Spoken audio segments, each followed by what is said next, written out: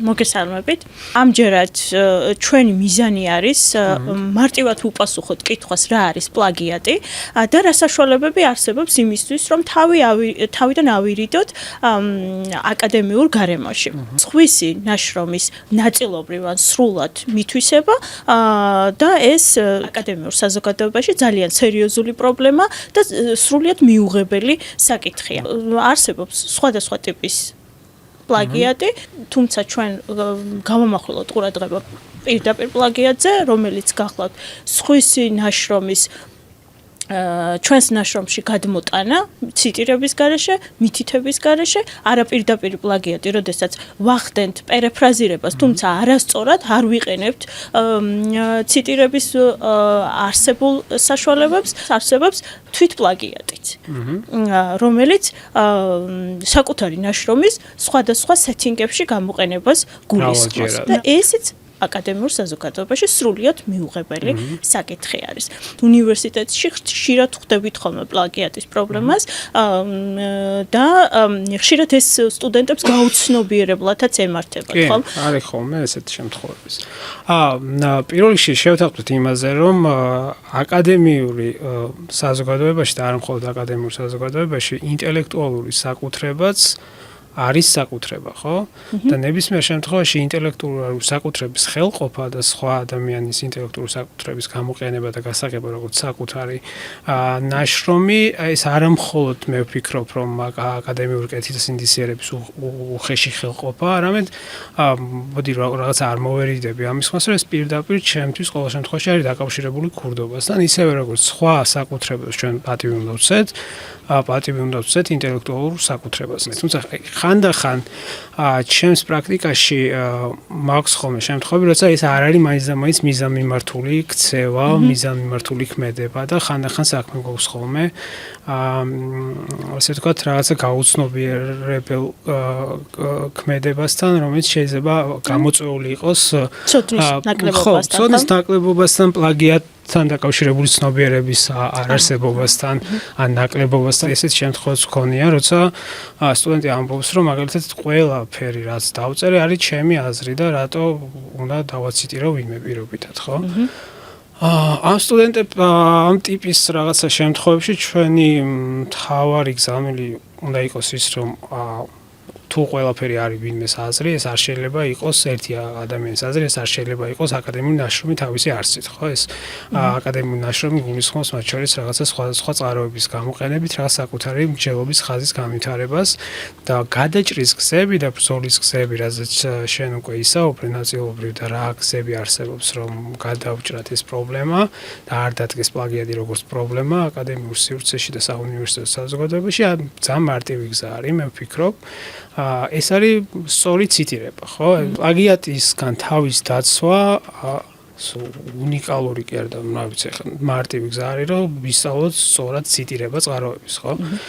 ჩვენ შემთხვევაში ჩვენი უნივერსიტეტი რა სხვა სტილი არსებობს ციტირების და იყენებს აპა სტილს და აპა სტილის ციტირება არის ერთ-ერთი ყველაზე გავრცელებული ციტირების ფორმა. და პრინციპში მარტივად დასწავლადი, ახლა ჩვენ ამ დეტალებში ახლა აქ ვერ შევალთ, მაგრამ უნდა ვთქვათ, რომ აპა სტილი არის ის, რასაც ჩვენ ვიყენებთ და უბრალოდ სწორი ციტირება არის სწორი გზა იმისთვის, რომ პლაგიატს თავი ავარიდოთ, ხო?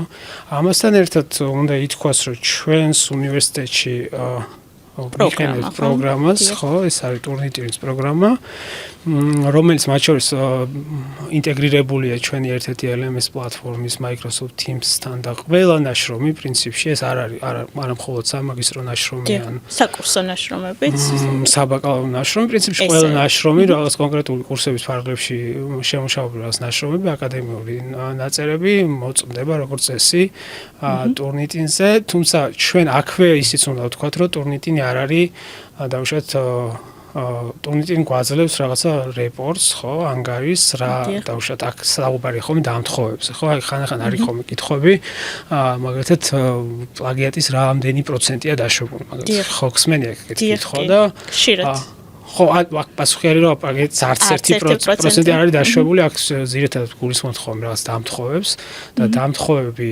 შესასწავლია.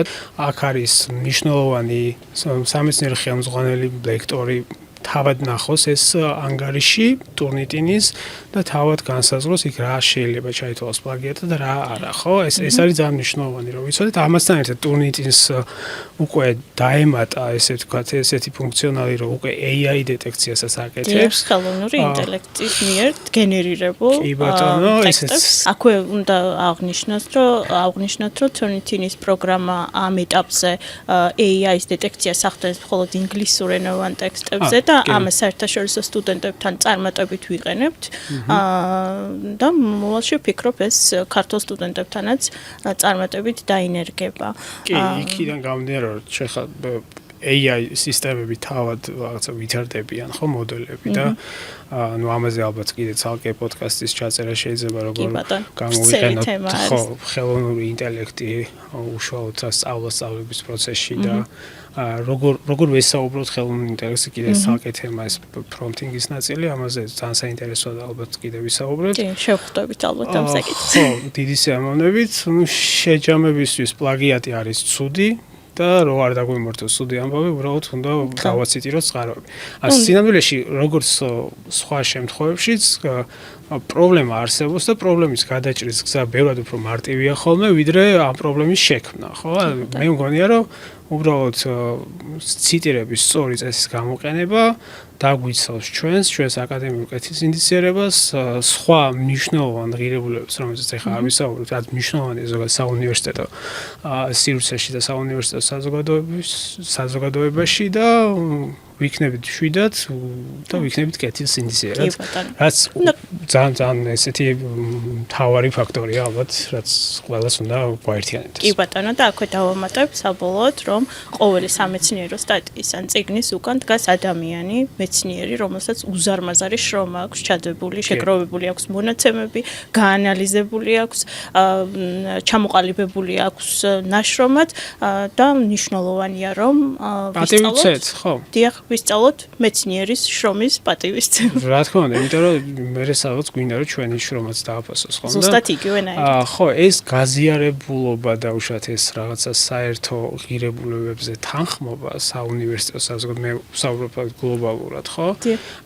აი ამ ცნობიერების ამაღლება ამ ნაწილში, ხო, სტუდენტებთან არის ძალიან მნიშვნელოვანი, ჩემი აზრით, რომ ჩვენ რაღაცა ყველა ვინც და უშუალოდ ამ საზოგადოებას წარმოვადგენთ და ამ სისტემას წარმოვადგენთ, რაღაცნაირად ერთმანეთთან გვაქვს რაღაცა საერთო ღირებულებითი თანხვედრა და აი ამ ღირებულებებით თანხვედრაში უმნიშვნელოვანესი როლი აქვს დაუშვათ კეთილსინდისიერებას, რაზეც ვისაუბრეთ და იმას, რომ პლაგიატი არც ერთ შემთხვევაში არსად არ შეიძლება იყოს დაშვებული, ისე როგორც ქურდობა, ხო? აი ძალიან მიყვარს ხოლმე შედარება სტუდენტებთან, რომ ეს არის ქურდობა, მოდი პირდაპირ ვთქვათ, უბრალოდ ხანდახან როგორც უკვე ვისაუბრეთ, ეს არ არის ხოლმე მიზანმიმართული, ეს არ არის ხოლმე დაუშვათ დაგეგმილი, ხანდახან გვაქვს საქმე დაუშვათ ციტირების წესის არცოდნასთან, ან რაღაც გაუცნობიერებასთან, ხმედებებთან, აი ამ ნაწილში არის მნიშვნელოვანი დაუშვათ პედაგოგების ჩართულობა, რომ აი ეგ და არასოდეს არის ზედმეტი პლაგიატზე საუბარი.